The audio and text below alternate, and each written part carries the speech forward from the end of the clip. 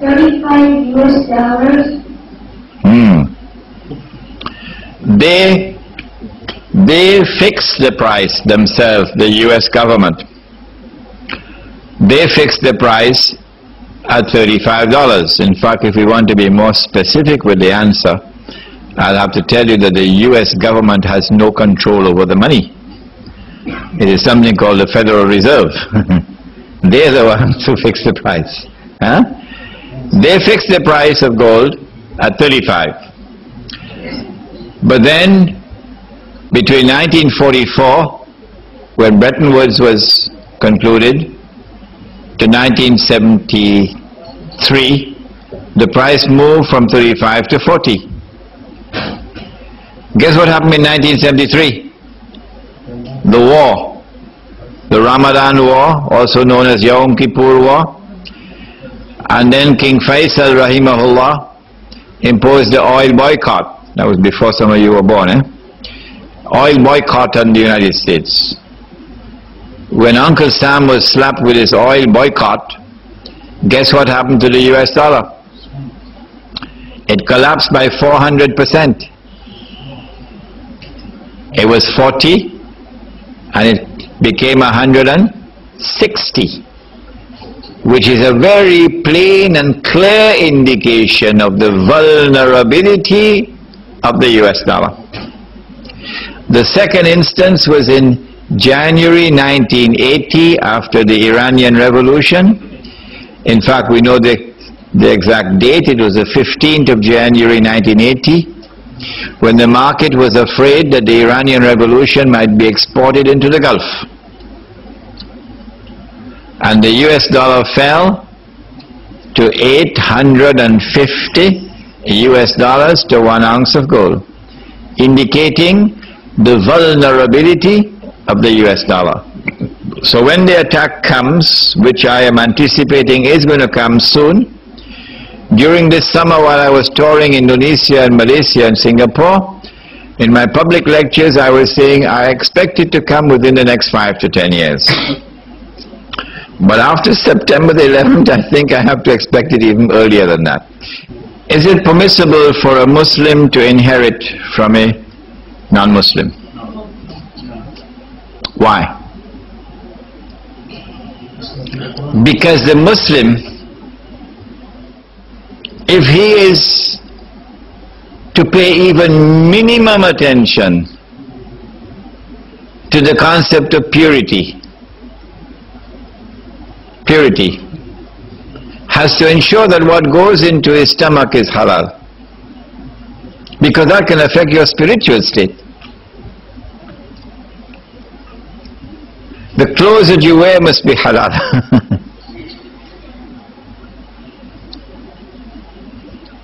The non-Muslim may not be earning halal. He does not have Allah's law by which he can determine what is halal and what is haram. If you inherit from him, the first and the most dangerous possibility, therefore, is that you may be inheriting that which is haram and consuming that which is haram. If it is not permissible to inherit from a non-Muslim, how can it be permissible to accept charity from a non-Muslim?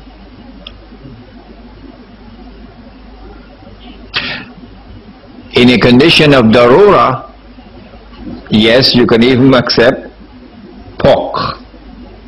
So my answer does not apply to situations of darura. My answer applies to situations which do not qualify as darura. A Muslim, therefore, in order to ensure that whatever he consumes is halal, must ensure that whatever he accepts is also halal. Yes? I've heard of a movement in North America and Europe known as moral reform that are reviving this concept of real money. Could you perhaps shed some light on that? I met with Sheikh Abdul Qadir in Cape Town in October for the first time, and I met with Umar Vadilio in Cape Town in October for the first time, and alhamdulillah that I got a chance to meet with them. I have benefited myself from the writings of Umar Valilio, of the Morabitun, and I commend the Morabitun for the excellent work that they have done in attempting to explain the subject of riba, and in particular money, paper money. The Morabitun have gone beyond that to mint money. They're minting gold coins and minting silver coins. Alright? They are now seeking to establish Muslim villages. Exactly what I want to do. And in those Muslim villages, they want to reintroduce real money. But in the meantime, what they have done is to establish e-commerce, electronic commerce using the Islamic dinar. They ask you to buy dinars and then use your dinar for trade within their trading market. The only problem that we have found so far with this system is that it begins on the same foundation that the European system began, namely that we're not going to be using actual dinars and handing over dinars. No. That we'll be using a receipt for the dinar, while all the dinars are going to be kept in one central location, and we have to pay for the dinars to be kept there.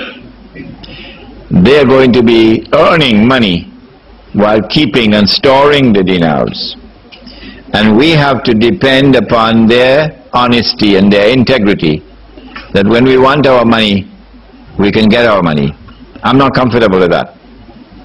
In my market, every man will keep his money in his pocket and when under his pillow. And when you buy and sell, you will hand over money the way you did it when Muhammad ﷺ was alive. We have two sisters from the two questions from the sisters. You explain that if you are paying interest, it is also a sin. What happens if in the family, if your husband is paying the riba and you're the wife, what do? If your husband is in riba, directly in riba, he borrowed money on interest from the bank and he's paying the mortgage, and you're the wife, you have not signed the agreement. He has signed the agreement. If both of you have signed the agreement, then you are directly in riba. If he has signed the agreement, then he is riba. He is in riba, not you. If he's putting his money in a fixed deposit and earning the interest, and then using that interest to support the family, then not only is he consuming riba, but you also consuming riba, and your children are also consuming riba.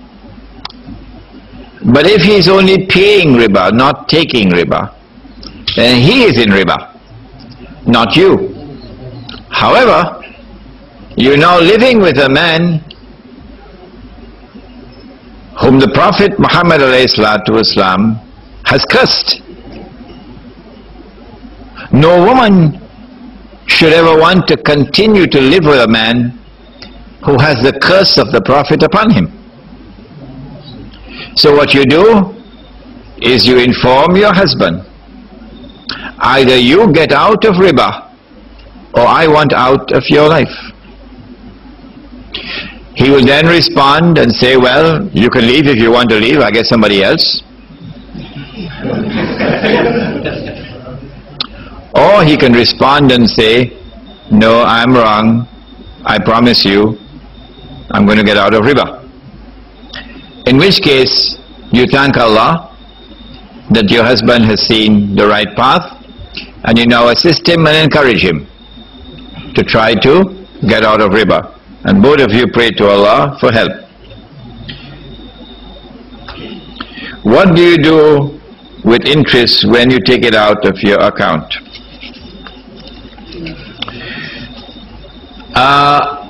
I put $100,000 in a fixed deposit, and after 1 year I got, how much, about 10,000? About 10,000. And I now have this $10,000, which is riba money. Question is, what can I do with this 10,000? Can I give it to the poor? I can only give it to the poor if it's halal for the poor. Alright? If it's halal for the poor. But it will only be halal for the poor if Allah or His Messenger said that it is halal for the poor. Did Allah say that it is halal for the poor? No, He did not. Did the Prophet ﷺ say that it is halal for the poor? No, he did not. So if I give it to the poor,